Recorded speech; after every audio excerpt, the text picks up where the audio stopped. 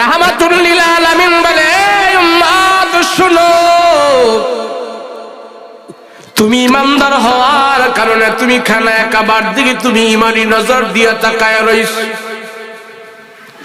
যতক্ষণ পর্যন্ত তুমি খানায়ে কাবায় তাকায় থাকবা, আল্লাহ তাআলা ততক্ষণ পর্যন্ত তোমার আমলনামায় নেকি দান করতে থাকবে। ইমানদার হওয়ার কারণে রাহমাতুল লিল আলামিন বলে, উম্মত আবু জাহেল তার চোখ দিয়া খানায়ে কাবায় তাকায়া ছিল, কিন্তু আল্লাহ তারে নেকি দেয় নাই। উকবা সাইবা খানায়ে কাবায় তাকায়া ছিল, আল্লাহ তারে নেকি দেয় নাই। কিন্তু তুমি মুমিন হওয়ার কারণে আল্লাহ তোমারে এত ভালোবাসে, ইমানদার হওয়ার কারণে আল্লাহ তোমারে এত ভালোবাসে। শুধু তোমার চরম চোখে খানায়ে কাবার দিকে তুমি তাকায় রইছো ইমানের নজর দিয়া। আল্লাহ কয়, যতক্ষণ পর্যন্ত তুই আমার খানায়ে কাবায় তাকায় আছিলি, অতক্ষণ পর্যন্ত আমি তোর গুনাহ মাফ করেছি, অতক্ষণ পর্যন্ত তোর আমলনামায় আমি আল্লাহ নেকি দান করে দিয়েছি।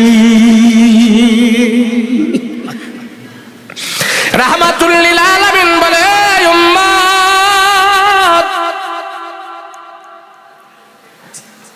আমার উম্মত হওয়ার কারণে, ঈমান থাকার কারণে যেমনি ভাবে তুমি খানায়ে কাবার দিকে তাকায় আছিলা, আল্লাহ তোমারে নেক দিয়েছে, তেমনি ভাবে তোমার ঘরের ভিতরে একটা খানায়ে কাবা আছে। তোমার ঘরের ভিতরে আল্লাহ পাক একটা কাবা দান করেছেন। সেই কাবার নাম হলো তোমার গর্ভধারিণী মা।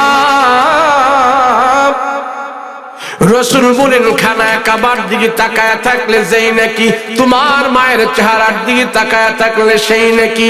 রাসূল বলেন, তোমার মায়ের চেহারার দিকে তুমি ঈমানের নজরে আর মায়ার নজরে যখন তাকায় ছিলা, আল্লাহ তাআলা তোমার হজের সওয়াব দান করেছে, আল্লাহ তাআলা তোমার খানায়ে কাবার সওয়াব দান করে দিয়েছে।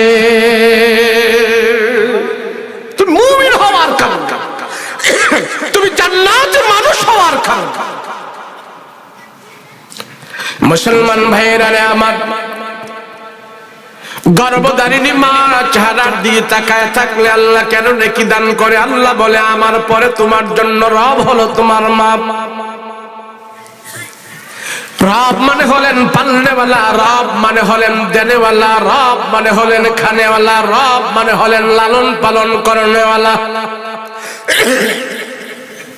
আল্লাহ ডাক দিয়া বলে, মানুষ আমার পরে তোমার পালনেওয়ালা হলো তোমার মা। আমি আল্লাহ যেমন তোমারে লালন পালন করি, তেমনি আমার পরে তোমার মাও তোমারে লালন পালন করে। আল্লাহর রাসূলের কাছে যে সাহাবীরা জিজ্ঞেস করলেন, ইয়া রাসূলুল্লাহ, দুনিয়াতে আমি কার হক আগে আদায় করব? রাসূল বলেন, তোমার মার। ওগো নবীজি, তারপরে কার? রাসূল বলেন, তারপরে তোমার মার। ওগো নবীজি, তারপরে কার? রাসূল বলেন, তারপরে তোমার মার। এরপরে কার? রাসূল চতুর্থ নম্বরে বললেন, তোমার বাবার। তিনবার আমার পয়গম্বর কেন মায়ের হক আদায় করার কথা বললো? কারণটা কি? রাহমাতুল লিল আলামিনের কথার পিছনে রহস্য আছে। মায়ের সাথে সন্তানের তিনটা জিনিস এমন আছে, এই তিনটা জিনিসের ভাগ পৃথিবীর কোনো মানুষ নেয় না। এক নম্বরে হলো, আমার মা আমার গর্ভে নিয়েছে, তার পেটের ভিতরে আমাকে স্থান দিয়েছি, এই স্থান দেওয়াটা পৃথিবীর কোনো মানুষ আমাকে দিবে না।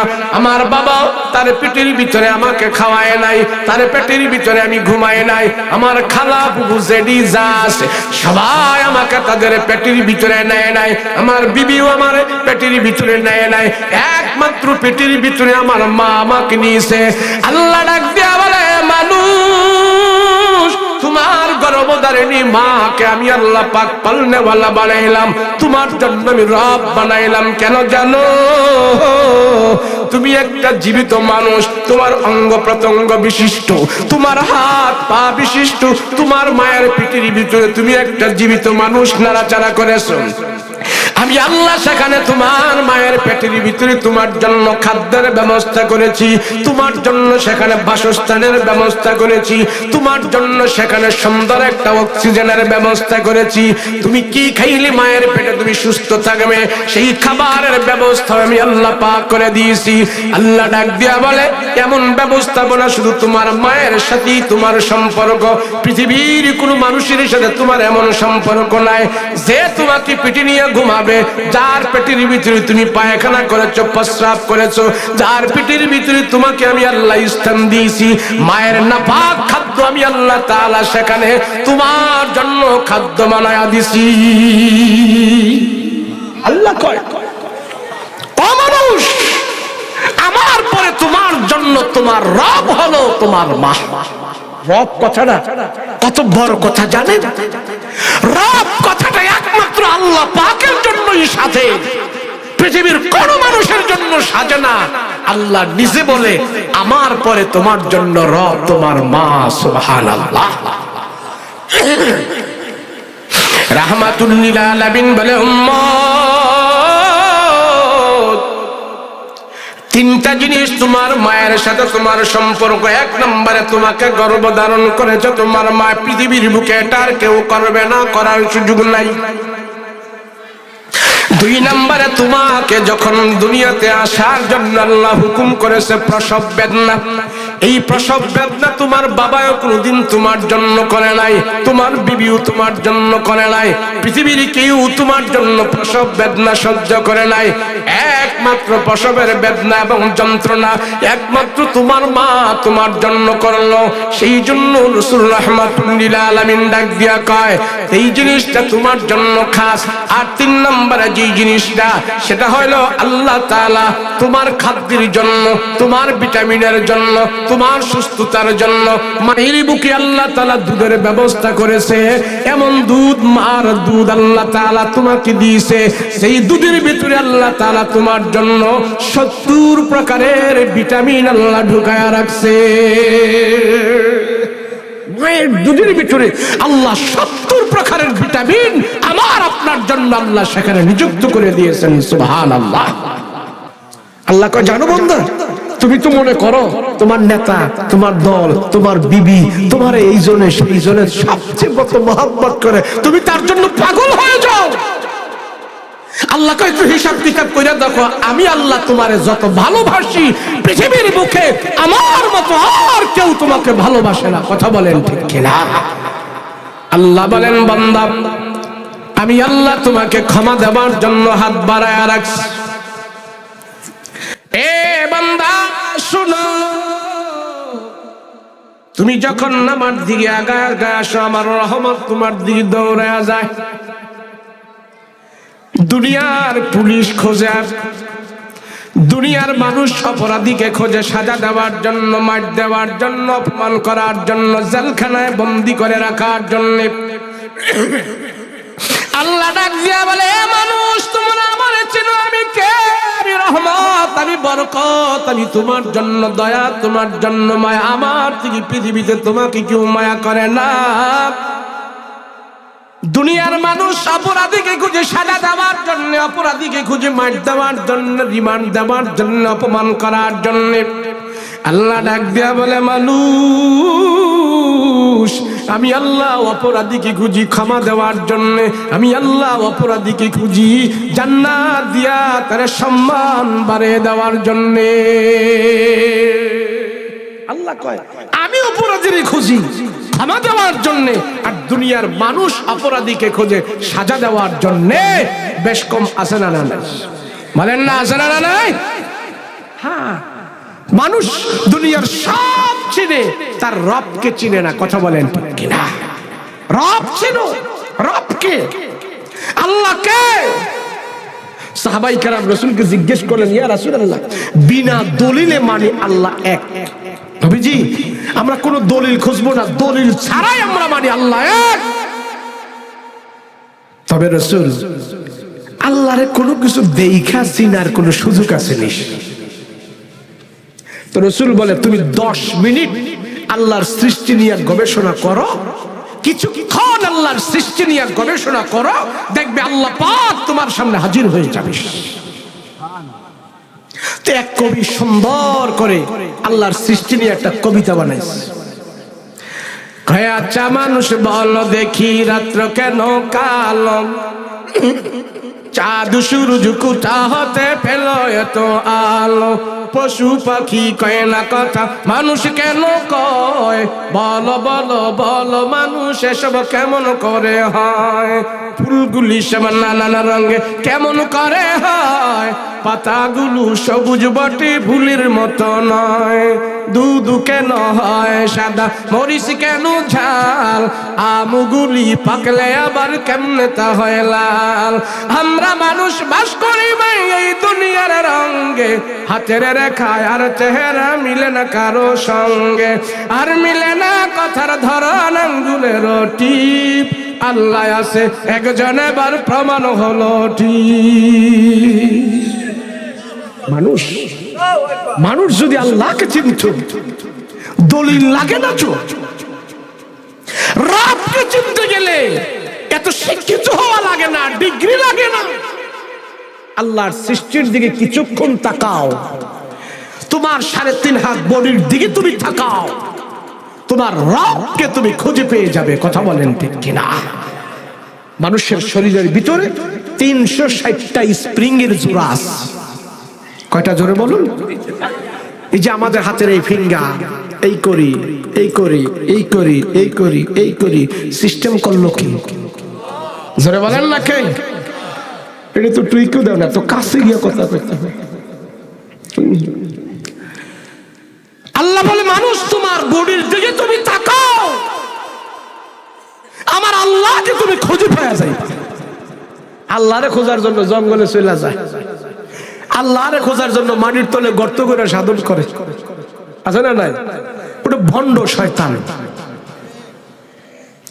আল্লাহকে খোঁজার জন্য ইরান তুরানে যাওয়া লাগে না, বডির দিকে তাকাও, আল্লাহরে খুঁজে পাওয়া যাইবা। কথা বলেন ঠিক কিনা?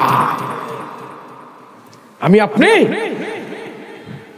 মায়ের পেটের ভিতরে ছিলাম, জীবন্ত একটা মানুষ মায়ের পেটের ভিতরে সব ব্যবস্থা যিনি করেছেন তার নাম হলো কি? আল্লাহ। যারা বলেন না তার নাম কি? মানুষ আল্লাহর খুঁজে পায় না। আচ্ছা, কাঁচা মরিচে ভিটামিন আছে, ভিটামিনের নাম কি? ভিটামিন সি, সবাই জানে। এটা মেডিকেল সায়েন্স, এরা গবেষণা বাইর করছে, গবেষণা করে বাইর করছে কাঁচা মরিচে ভিটামিন সি আছে। ওরা যদি আরেকটু গবেষণা করতো যে কাঁচা মরিচে ভিটামিন সি দিল কে দিল কে কে কে কে কে কে কে করলে আল্লাহরে খুঁজে পাওয়া যাইতো। কথা বলেন ঠিক কিনা? ওইটা খুঁজে না, ওইটা না খুঁজা দুনিয়ার পিছনে, দুনিয়া সাজানোর পিছনে ক্ষমতা বানাইছে, ক্ষমতা বানাইয়া দেশ সাজাইছে, ক্ষমতা ধরে রাখার জন্য মুসলমানদের উপরে নির্যাতন অত্যাচার করেছে। আমেরিকা সারা দুনিয়ার শক্তি বাহাদুরি, সারা দুনিয়াতে মাতাব্বুরি করে আমেরিকা। এমনকি ইসরায়েলের কাছে কোটি কোটি টাকার অস্ত্র বিক্রি করেছে শুধু ফিলিস্তিনের মুসলমানদেরকে মারার জন্য। আমেরিকার অস্ত্র যদি না পাইতো তো ফিলিস্তিনের মুসলমানদের বাড়িঘর ইসরায়েলরা জ্বালাইতে পারতো না। কথা বলেন ঠিক কিনা? আল্লাহ কয় আমি নিরহ মুসলমানদের পক্ষে আছি, তাদের পক্ষে নয়।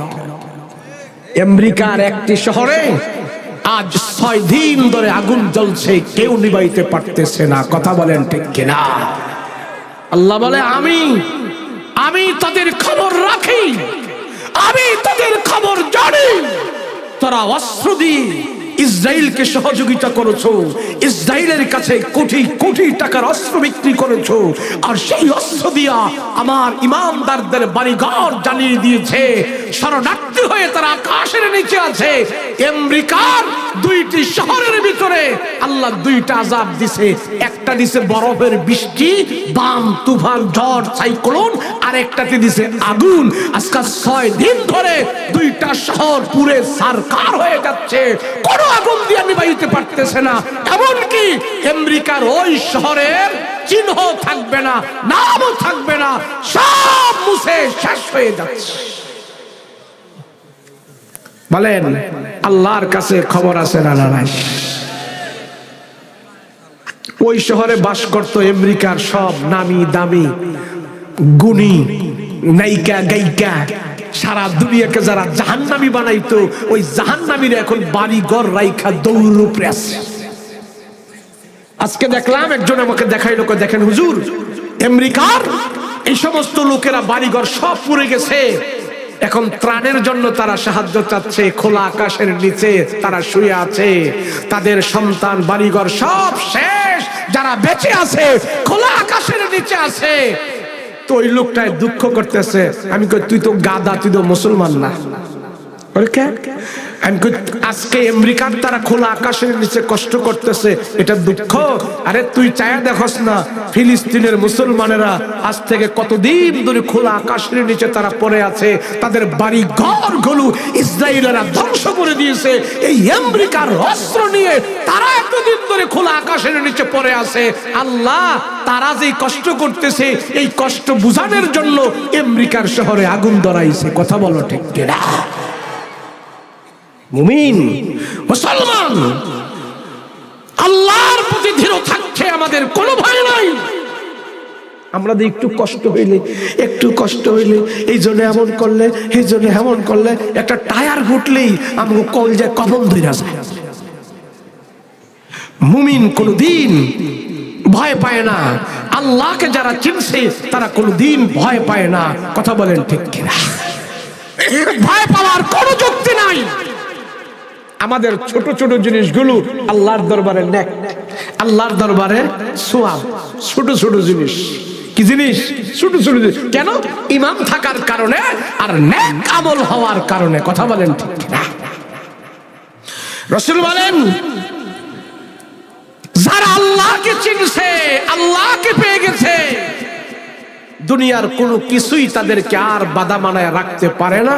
শত বাধার পরেও আল্লাহর পথেই তারা মরবে, আল্লাহর পথেই তারা বাঁচবে। তার একটা জ্বলন্ত প্রমাণ হলো বাংলাদেশের এই এশিয়া মহাদেশের ভিতরে যত দেশ আছে, এশিয়া মহাদেশের পরই একটা দেশ আফগানিস্তান নামে আছে। রাশিয়া মহাদেশে ছিল, এটা ভাগ হয়ে অনেক আফগানিস্তান হয়েছে না? 20 বছরে আফগানিস্তানের মানুষের উপরে নির্যাতন, অত্যাচার, জুলুম তারা চাপাইছে আমেরিকার তারা। কিন্তু আফগানিস্তানের মানুষেরা, নিরহ মুসলমানেরা, বাড়ি নাই ঘর নাই, কিন্তু তাদের ঈমান আছে। 20 বছর আমেরিকার কাছে তারা মাথা নত করে নাই। 20 বছর। অনেকবার তাদেরকে গোল টেবিলে ডাকছে, আসো আমরা বসে মিলে জুলে দেশটা চালাই, আমরা পরিবেশটা চালাই। হ্যাঁ, অনেক হয়েছে, আর মারামারি না, আর কাটাকাটি না হয়েছে, আমরা চলো না। এই অফার যদি আমগরে দিত, আমরা টাকার বন্দা ভাইয়া আমেরিকার আব্বা ডাকলাম বলি। আফগানিস্তানের মানুষ 20 বছর নয়, 20,000 বছর আমরা ইমানের উপরে থাকবো, তো বাতিলের সাথে আপোষ করবো না। সুবহানাল্লাহ।